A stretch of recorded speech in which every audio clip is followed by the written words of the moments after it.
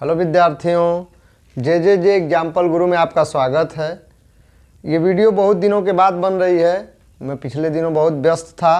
अब आगे जो है हम वीडियो बनाएंगे और वह वीडियो जो है मुख्य रूप से 12th और 10th की एग्जामिनेशन पॉइंट ऑफ व्यू से बनेगी। आज हम लोग केमिस्ट्री का एक मॉडल पेपर हल करेंगे। धीरे धीरे जो है छोटी छोटी वीडियो के माध्यम से मेरी कोशिश है कि मैं सैकड़ों प्रश्न आपको हल कराऊं जो बोर्ड में आपके लिए कारगर हो। तो चलिए देखते हैं। पहला जो है क्वेश्चन है, समान ताप पर किन विलयनों के युग्म समपराशरी होते हैं। तो देखिए हमारे पास 4 ऑप्शन है, जिसमें से 1.1 m NaCl, 1.1 m Na2SO4 है, दूसरा यूरिया और NaCl है, तीसरा यूरिया और MgCl2 है, चौथा जो है CaNO3 और Na2SO4 है। तो हम लोग ये जानने की कोशिश करेंगे कि इसमें से कौन सा विलयन जो है वह समपराशरी है, मतलब किसकी परासरणशीलता जो है एक जैसी है। तो देखिए यहाँ पर हम लोग देखते हैं कि परासरण दाब जो है वह एक अणुसंख्य गुण है। तो यहाँ पर हम ये जानने की कोशिश करेंगे कि किसमें अणुओं की संख्या लगभग बराबर है या बराबर है। तो देखिए यहाँ NaCl है और ये Na2SO4 है। तो NaCl जब आयनित होगा तो Na पे एक आयन और Cl पे एक आयन, यानी 2 आयन ये हो जाएगा। लेकिन यहाँ पर Na के 2 आयन और SO4 के 2 आयन, 4 आयन हो जाएंगे, यानी 2 आयन यहाँ लेकिन ये 4 आयन। तो यह जो है यह समपराशरी नहीं होगा। यहाँ पर दूसरा विकल्प है यूरिया और NaCl। तो यूरिया तो आयनित ही नहीं होगा, इसलिए इसका एक ही अणु रहेगा, जबकि NaCl के 2 अणु 2 कण बन जाएंगे, एक Na आयन और दूसरा Cl आयन। तो ये भी रॉन्ग है। तीसरा भी उसी तरीके से रॉन्ग है। यूरिया का एक ही कण रहेगा, MgCl2 का Mg पे 2+ आयन, यानी 2 और 2 Cl हो गया 4। तो यहाँ पे 1 और ये 4, इसका मतलब ये भी समपराशरी नहीं है। लेकिन जब हम CaNO3 ट्वाइस देखेंगे तो Ca पे 2 धन आयन, यानी 2 कण हो गए, और NO3 पे 2, यानी 2 कण ये हो गए, तो 4 कण हो गए। और यहाँ पर Na2SO4, यानी 2, Na का 1 होता है लेकिन Na जब 2 है तो 2 कण ये हो गए, और SO4 पे 2 माइनस चार्ज होता है तो 2 कण ये हो गए, यानी दोनों के 4 आयन हैं, यानी ये युग्म जो है वह समपराशरी है। यह युग्म जो है वह समपराशरी है। तो इस तरीके से हम समपराशरी छांट लेंगे और ये पहला जो है वो सही रहेगा। अगर आप इसको सही कर देते हैं तो आप 2 नंबर पा जाएंगे। 2 नंबर का यह क्वेश्चन है। दूसरा है, 4 धातुओं के मानक अपचन विभव A का प्लस 1.1 और 1.5 वोल्ट, दूसरे का B -2 volt, C plus 0.34 volt और D -0.76 वोल्ट है। इनकी अभिक्रियाशीलता का क्रम कौन सा सही है। तो देखिए मैं आपको बता दूं कि जिस धातु का मानक अपचयन विभव जितना ही अधिक ऋणात्मक होगा वह धातु उतनी ही अधिक अभिक्रियाशील होगी। तो देखिए यहाँ पर B जो है, B का मानक अपचयन विभव सबसे ज़्यादा ऋणात्मक है, यानी ये सबसे ज़्यादा अभिक्रियाशील है, यानी सबसे ज़्यादा अभिक्रियाशीलता का क्रम जो है वह B होगा, यानी यहाँ पर ये B ऑप्शन जो है हमारा सही है। फिर इसके बाद तीसरा क्वेश्चन चलिए हम देखते हैं। तीसरा क्वेश्चन कौन सा सही है। तो 2 नंबर आपको यहाँ पर भी मिल जाते हैं, ये 4 नंबर हो गए आपके। फिर तीसरा क्वेश्चन है वो है COEN ट्वाइस Cl2 ब्रैकेट बंद करके Cl है, इसमें CO की ऑक्सीकरण संख्या हमको पता करनी है। तो देखिए 4 ऑप्शन है, 3, 4, 5 और 6। तो 4 ऑप्शन यहाँ पर हैं। 4 ऑप्शन में से हम ये देखेंगे कि कौन सा सही है। तो देखिए हम ऑक्सीकरण संख्या निकालते हैं। यहाँ पर CO है तो CO की ऑक्सीकरण संख्या हम X मान लेते हैं। X प्लस EN की जो है -1 होती है और ये 2 है तो 2, और प्लस Cl जो है वह Cl2 है तो 0 हो गया, अब प्लस ये जो है Cl की -1 है इज इक्वल टू 0।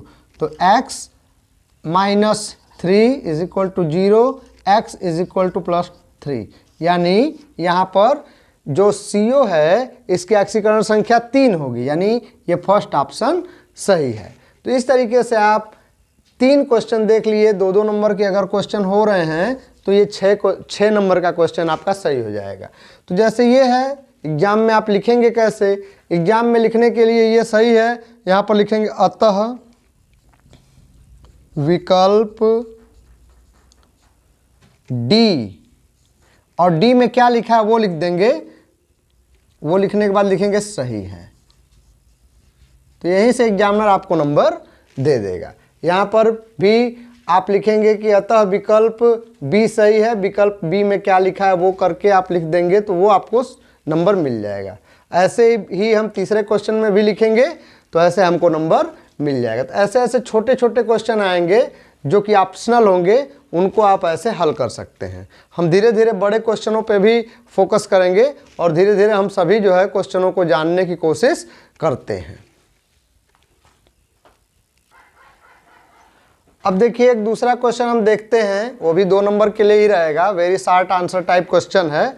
वह है कि परासरण क्रिया में अर्धपारगम्य झिल्ली का क्या महत्व है? प्रश्न क्या है? परासरण में अर्धपारगम्य झिल्ली का, अर्धपारगम्य झिल्ली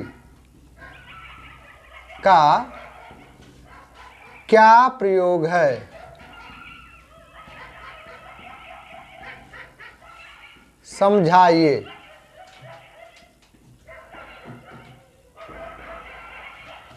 तो परासरण क्रिया में अर्धपारगम्य झिल्ली का क्या महत्व है, ये हमको इस बात की चर्चा करनी है। तो देखिए हम आपको ये बता देना चाहते हैं, सबसे पहले हम ये जानने की कोशिश करेंगे कि परासरण किसे कहते हैं। देखिए परासरण वह क्रिया है जिसमें विलायक के अणु तनु विलयन से सांद्र विलयन की ओर गति करते हैं। तो ऐसी क्रिया को ही हम क्या कहते हैं? परासरण कहते हैं। जैसे मान लीजिए किशमिश है, किशमिश है, इसको अगर हम पानी में डाल देते हैं और पानी में डाल करके छोड़ देते हैं तो कुछ समय बाद जो ये किशमिश है वह गोल हो जाती है, ऐसे फूल करके बड़ी हो जाती है। ऐसा क्यों होता है? ऐसा इसलिए होता है कि क्योंकि किशमिश के अंदर का जो द्रव है वह कंसंट्रेट है यानी सांद्र है, और बाहर का जो विलयन है या द्रव है वह तनु है यानी डाइल्यूट है। तो परासरण क्रिया होगी तो क्या होगा? विलायक के अणु यानी जल के अणु जो है वह अंदर चले जाएंगे, सांद्र विलयन की ओर जाएंगे। तो जब सांद्र विलयन की ओर जाएंगे तो ये कोशिका क्या हो जाएगी? फूल करके बड़ी हो जाएगी, यानी ये अंगूर का ये जो किशमिश है वो फूल करके बड़ी हो जाएगी। इस क्रिया को हम परासरण कहते हैं। अच्छा, क्वेश्चन हमारा यह है कि परासरण में अर्धपारगम्य झिल्ली का क्या प्रयोग है? तो देखिए सभी जंतु कलाएं और पादपों के चारों तरफ की जो झिल्ली होती है वह एक प्रकार की अर्धपारगम्य झिल्ली कहलाती है। अर्धपारगम्य झिल्ली किसे कहते हैं? अर्धपारगम्य झिल्ली वह झिल्ली होती है जो केवल जल के अणुओं को अपने आर पार जाने देती है, यानी केवल विलायक के अणुओं को आर पार आने जाने देती है, उसमें से भी स्पेशली जल को केवल आने जाने देती है। तो ऐसी झिल्ली को हम क्या कहते हैं? अर्धपारगम्य झिल्ली कहते हैं। तो अर्धपारगम्य झिल्ली जो है जल के अणुओं को आर पार आने जाने देती है, इसी के वजह से परासरण क्रिया संपन्न हो जाती है। अगर अर्धपारगम्य झिल्ली नहीं होती तो परासरण की क्रिया संपन्न नहीं हो पाती, अर्थात अर्धपारगम्य झिल्ली परासरण क्रिया में सहयोग करती है। तो यही यहाँ पर हम क्वेश्चन का आंसर लिखेंगे, परासरण में अर्धपारगम्य झिल्ली का उपयोग। पहले हेडिंग डाल लेंगे और इसी बात को लिख डालेंगे। हम लिखेंगे कि परासरण किसे कहते हैं, सबसे पहले ये लिखेंगे। तो परासरण किसे कहते हैं? वह क्रिया जिसमें विलायक के अणु सांद्र विलयन तनु विलयन से सांद्र विलयन की ओर चलते हैं, तनु विलयन से सांद्र विलयन की ओर चलते हैं। तो इस क्रिया को हम क्या कहते हैं? परासरण कहते हैं। परासरण क्रिया के लिए अर्धपारगम्य झिल्ली आवश्यक है। अर्धपारगम्य झिल्ली जंतु कोशिका और पादप कोशिका के ऊपर पाई जाने वाली एक विशेष प्रकार की झिल्ली होती है जो केवल जल के अणुओं को आर पार आने जाने देती है।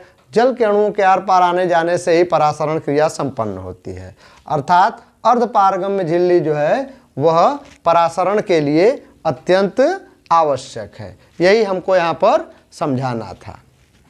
तो चलिए अब हम लोग अगला क्वेश्चन देखेंगे। अब देखिए एक 2 नंबर का और क्वेश्चन हम लोग देखेंगे। वह क्वेश्चन है क्लोराइड आयन का परीक्षण।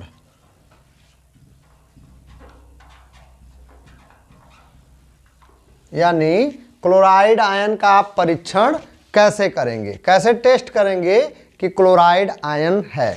तो क्लोराइड आयन का परीक्षण आप कैसे करेंगे, ये भी प्रश्न जो है वो 2 नंबर का है और एक छोटा सा प्रश्न है। 2 एक्सपेरिमेंट के माध्यम से हम लोग सिद्ध कर देंगे क्लोराइड आयन का क्या टेस्ट होता है। तो देखिए कैसे करेंगे। पहले हम मिश्रण ले लेंगे, जो भी लवण है उसका मिश्रण ले लेंगे और इसमें डाइल्यूट H2SO4 डालेंगे। मिश्रण में डाइल्यूट H2SO4 मिश्रण डाइल्यूट H2SO4 डालेंगे तो तीक्ष्ण गंध निकलती है, तीक्ष्ण गंध निकलती है। अगर तीक्ष्ण गंध निकलती है तो हम अनुमान लगाएंगे कि क्लोरीन संभव है। तो हम क्या अनुमान लगाएंगे कि जो तीक्ष्ण गंध निकल रही है वो क्लोरीन की है। तो क्लोरीन हम संभव मानेंगे। पहला ये टेस्ट है। दूसरा टेस्ट कन्फर्मेटरी टेस्ट है। कन्फर्मेटरी टेस्ट, इससे कन्फर्म हो जाएगा कि क्लोरीन ही है, यानी क्लोराइड आयन ही है। अब हम क्या करेंगे, निकलती गैस के मुंह पर